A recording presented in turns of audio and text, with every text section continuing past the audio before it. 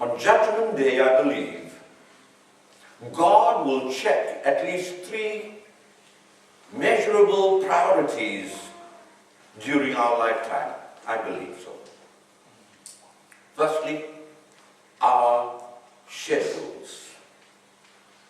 What do we do with our time? And for whom do we spend our time? Charles Francis Adams, a 19th century politician and diplomat, went fishing one day with his son, Brooks Adams. Brooks Adams kept his own little diary and he wrote, "Went fishing with my dad today, the most wonderful day of my life." Charles, the father, also kept a diary in which he wrote, "Went fishing with my son today, a day wasted." The founder of McDonald's, Ray Kroc, was asked by a reporter about his order of priorities. He said, "I believe in God, my family, and then McDonald's." Then he added quickly, "When I get to the office, I reverse the order." The order then would be McDonald's, my family, and then God.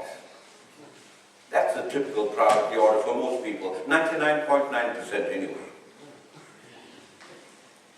How much of your time do you give to God? How much of your time? Are you busy with everything else?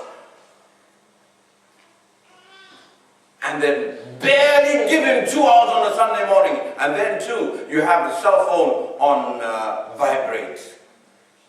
So that you could wait for a vibration, not of the Holy Spirit, but of the cell phone.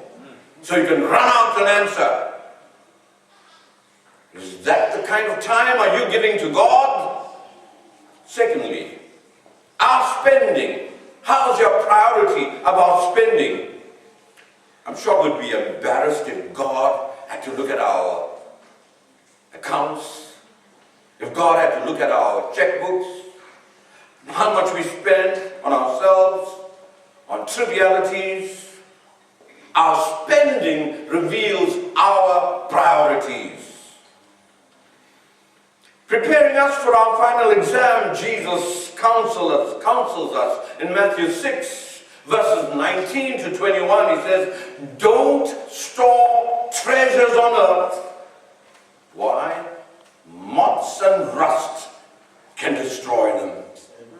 And a very, very important point for us people in South Africa. Thieves can break in and steal them.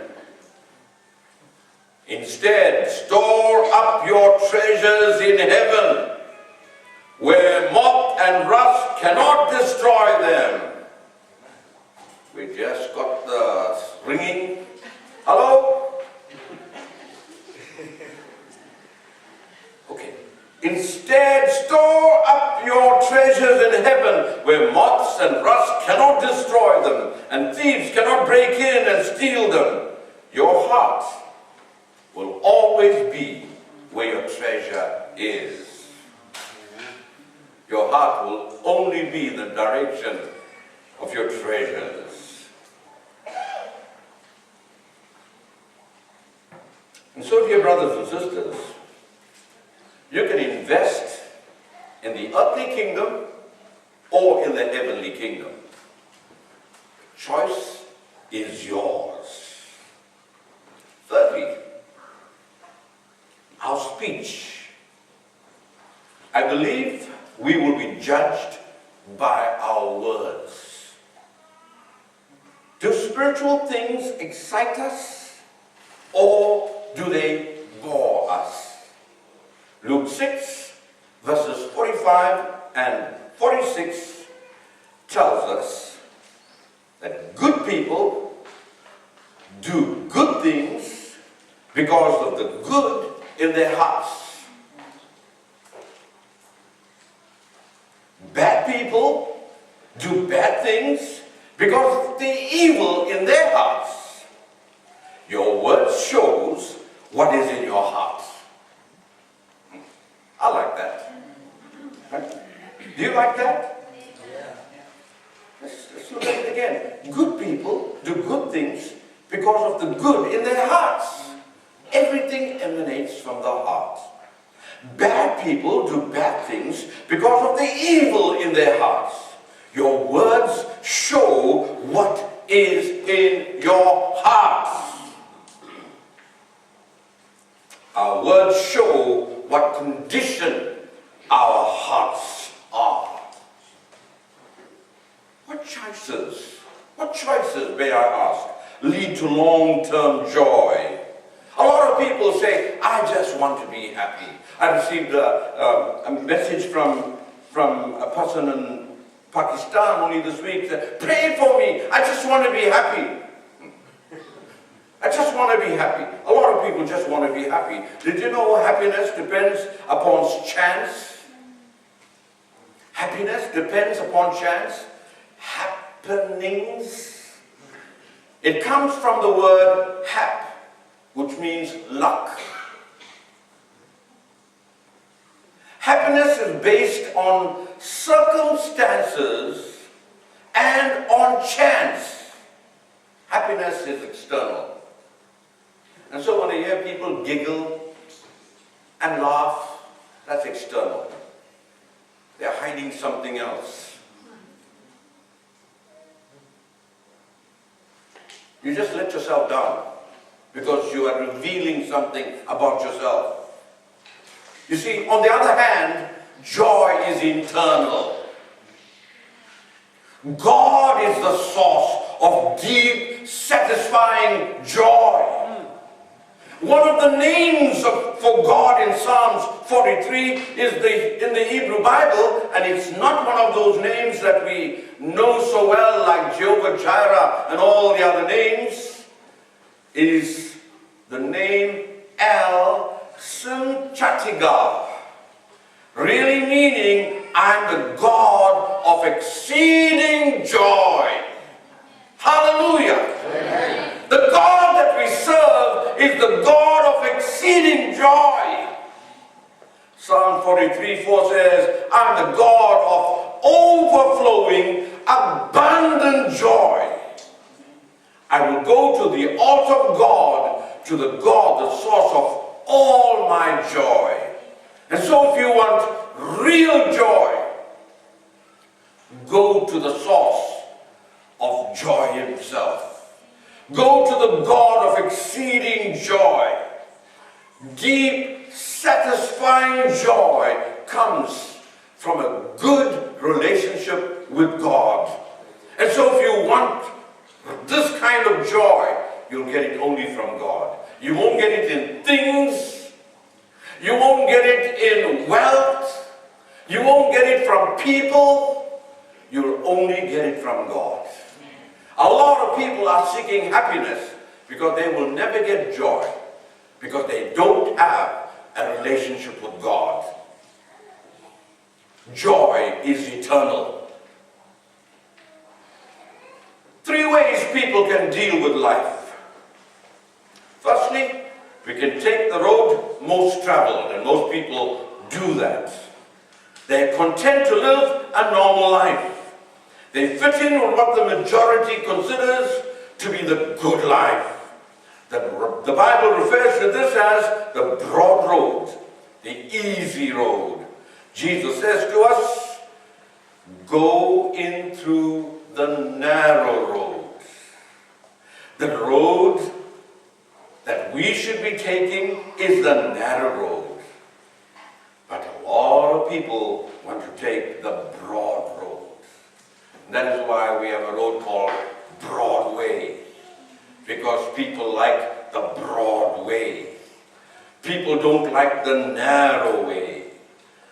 But what we learn from the Bible is that the narrow way is the right way, is the good way. Paul says, don't copy the behavior. Let me tell you, where is it? It's in Romans 12:2. Don't copy the behavior and customs of the world. I'm reading this from the New Living Translation. But let God transform you into a new person by changing the way you think. Then you will know what God wants you to do, and you will know how good and pleasing and perfect His will really is. God wants to change us into people He wants us to be. He wants us to be different. He wants us to be transformed. He wants to change the things we prioritize in our lives. He wants to be the focus of our love and attention, if only we'd listen to His voice. Many years ago, I read a novel called The Mysterious Island. 5 men escaped prison by hijacking a hot air balloon. And the wind blew this balloon over the ocean. You've seen this on television many times. And after much time, the balloon began dropping towards the water until the balloon was just right over the water. So these men knew that if they did not get this hot air balloon up, they were going down. So they started to throw some things overboard, some non-essentials like shoes and coats and weapons. And then slowly the balloon just went up a bit. And after a while, began to come down again. And so they threw over all the food they had on board. They thought, well, we'd rather be starving and live than have all this food and go down, because all this food is weight. And so they threw overboard all the food. And again the hot air balloon went up and came down again. And this time they realized, we've got to do something drastic. They cut the ropes, hung onto the ropes, and dropped the entire cage. Soon they were airborne again and flew over the waters onto land. Folks, priorities. What are we going to get ourselves tied up to and then sink? Or what are we going to get ourselves cut off from so that we can fly over to our destination? There are decisions that need to be made urgently this morning. You see, these men learned that as long as they surrounded themselves with things they thought essential, they continued to sink towards death. To survive, they had to get their priorities right. Jesus said, pagans run after these things. But your Heavenly Father knows that you need them. Therefore, seek first His kingdom and His righteousness, and all these things will be given to you as well. Therefore, don't worry about tomorrow, for tomorrow will worry about itself. Each day has enough trouble of its own. What's your priority today? We can pursue the things that we think will make us happy. A farm boy said to his girlfriend, look at that cow and calf rubbing their noses in the pastures. That makes me want to do the same. The girlfriend said, well, go ahead, it's your cow. You see, folks, in the eternal scope of things, our priorities may end up as important as rubbing noses with a cow. Romans 8, verses 7 and 8 says, focusing on the self is opposite of focusing on God. Anyone completely absorbed in self ignores God, ends up thinking more about self than God. That person ignores who God is and what He is doing. And God isn't pleased at being ignored. What an indictment. God let Solomon experiment with the pursuit of pleasure. Solomon says in Ecclesiastes 2, I said to myself, come now, let's give pleasure a try. Let's look for the good things in life. But I found that this too was meaningless. It is silly to be laughing all the time. I said, what good does it do to seek only pleasure? After much thought, I decided to cheer myself with wine while still seeking wisdom. I clutched at foolishness in this way. I hope to experience the only happiness most people find during their brief life in this world. Also, try to find meaning by building huge homes for myself. I also owned great herds and flocks, more than any of the kings who lived in Jerusalem before me. Collected great sums of silver and gold, the treasure of many kings and provinces. I had many beautiful concubines. I had everything a man could desire. So I became greater than any of the kings who ruled in Jerusalem before me. And with it all, I remained clear-eyed so that I could evaluate all these things. Anything I wanted, I took. I did not restrain myself from any joy. But as I looked at everything I worked so hard to accomplish, it was all so meaningless. It was like chasing the wind. There was nothing really worthwhile. That's what Solomon says. We also read in the scriptures about a very young, successful executive who approached Jesus. Jesus understood and tested this man's priorities. The young man replied, "What must I do?"